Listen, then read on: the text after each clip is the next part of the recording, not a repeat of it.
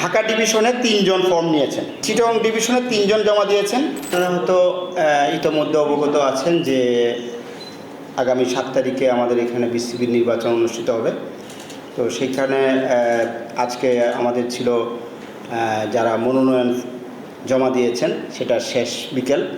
তো সেইখানে আমরা মনোনয়ন ফর্ম জমা নিয়েছি দিনব্যাপী। সকাল 10টায় আমরা এটা ওপেন করি এবং বিকাল 5টা পর্যন্ত এটা চলে।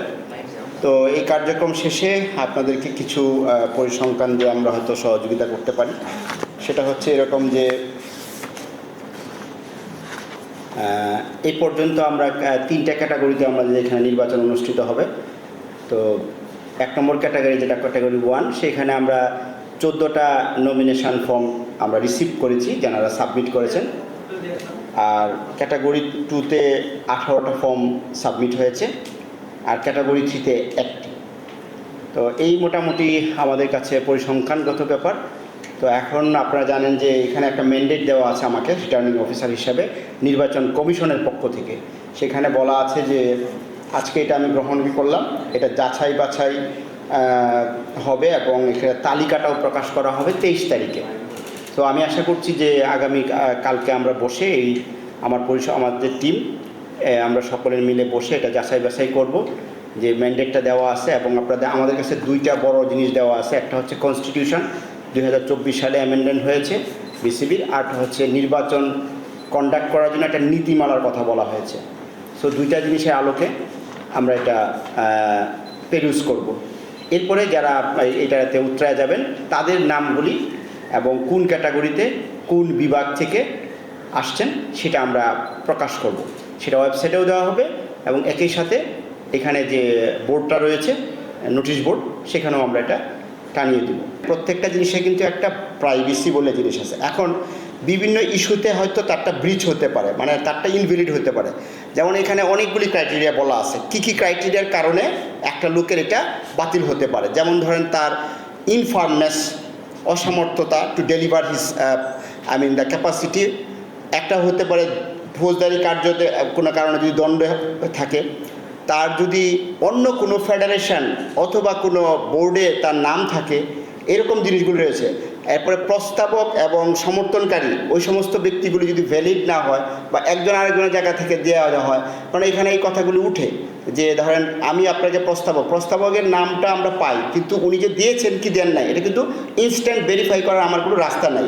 তো এই কারণে আমি নামগুলি প্রকাশের ক্ষেত্রে আমি দেখে আমি কালকে আপনাদের বোর্ডে দিয়ে দিব। আমাকে যে ম্যান্ডেটটা দেওয়া হয়েছে ফ্রম নির্বাচন কমিশন, এখানে কিন্তু একটা নির্বাচন কমিশন আছে। নির্বাচন কমিশনের আন্ডারে অ্যাজ এ রিটার্নিং অফিসার এবং আমার প্রিজাইডিং অফিসাররা আমরা কাজ করি। এখানে যে কথাটা বলা আছে দেখেন, মনোনয়নপত্র দাখিল, মনোনয়নপত্র বাছাই ও তালিকা প্রকাশ 23শে মে শনিবার সকাল 11টা থেকে 4টা। আমি তো এই ম্যান্ডেটটাকে অবশ্যই রেসপেক্ট দেখাবো। আপনারা যে জিনিসটা আমার কাছে দাবি করতে পারেন সেইটা বলেছিল না, আমি কালকেও বলেছিলাম যেটা আমি ডাইভার্স করব, সেটা হচ্ছে যে কোন ডিভিশনে কতজন আসছে সেটা নিয়ে আপনারা কথা বলেছেন। আমি তো তালিকাটা যে প্রকাশ করব, আমি তো ম্যান্ডেটেড না। ঢাকা ডিভিশনে 3 জন ফর্ম নিয়েছেন, ঠিক আছে? 3 জন ফর্ম নিয়েছেন। 3 জনের মধ্যে যদি আমরা বলি, একজন হচ্ছেন ঢাকা বিভাগীয় ক্রীড়া সংস্থা থেকে, উনি হচ্ছেন সাইদ বিন জামান। আচ্ছা, তারপরে আরেকজন হচ্ছেন জামালপুর ক্রীড়া সংস্থা থেকে, ঠিক আছে, SM আবদুল্লাহ আল ফুয়াদ। আরেকজন হচ্ছে গোপালগঞ্জ জেলা ক্রীড়া সংস্থা থেকে জসিমউদ্দিন খান খসরু। এই 3 জন আমাদের কাছে মনোনয়ন ফর্ম জমা দিয়েছেন। চিটাগং ডিভিশনে 3 জন জমা দিয়েছেন। একজন হলো 3 জন। একজন হচ্ছে চট্টগ্রাম জেলা ক্রীড়া সংস্থা থেকে আসছেন মিনহাজুল আবেদিন নান্নু, লক্ষ্মীপুর জেলা ক্রীড়া সংস্থা থেকে মঈনুদ্দিন চৌধুরী, ফেনী জেলা ক্রীড়া সংস্থা থেকে শরীফুল ইসলাম। রাজশাহীতে একজনই জমা দিয়েছেন, সেটি হচ্ছে বগুড়া জেলা ক্রীড়া সংস্থা থেকে মীর শাকরুল আলম সীমান্ত। আচ্ছা, এরপরে আমরা আসি রংপুর বিভাগে। রংপুর বিভাগে একজন জমা দিয়েছেন, সেটা ঠাকুরগাঁও জেলা থেকে জনাব মির্জা ফয়সল আমিন। খুলনা ডিভিশনে 3 জন জমা দিয়েছেন। একজন হচ্ছেন শফিকুল আলম, জনাব শান্তনু ইসলাম এবং জনাব মোহাম্মদ আব্দুল সালাম। বরিশালে 2 জন জমা দিয়েছেন। খুলনা থেকে একজন মুনতাসির আলম চৌধুরী। এখানে উনি নিয়েছিলেন, কিন্তু এখানে কনস্টিটিউশনটা আমরা পড়ে যেটা দেখলাম সেটা হচ্ছে যে ক্যাটাগরি 3-তে কোয়ালিফাই করে না উনি।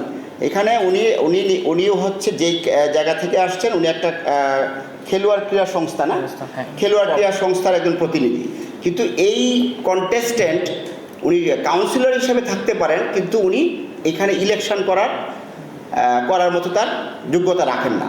এটা কনস্টিটিউশন বলে। 9(3)-এর যে কনস্টিটিউশনটা, সেটা 9(3)(1) থেকে 9(3)(6) পর্যন্ত বিভিন্ন রকম ক্যাটাগরির লোক রয়েছে, ক্রাইটেরিয়ার লোক, ঠিক আছে। পরবর্তীতে আরও 3টে আছে, 7, 8, 9। এই 3জন ব্যক্তি ওনারা কিন্তু কাউন্সিলর হিসাবে সাধারণ পরিষদে অংশগ্রহণ করতে পারবেন, কিন্তু ওনারা ডাইরেক্টর বা পরিচালক হওয়ার মতো যোগ্যতা রাখেন না। কনস্টিটিউশন এটা বারিত করেছে।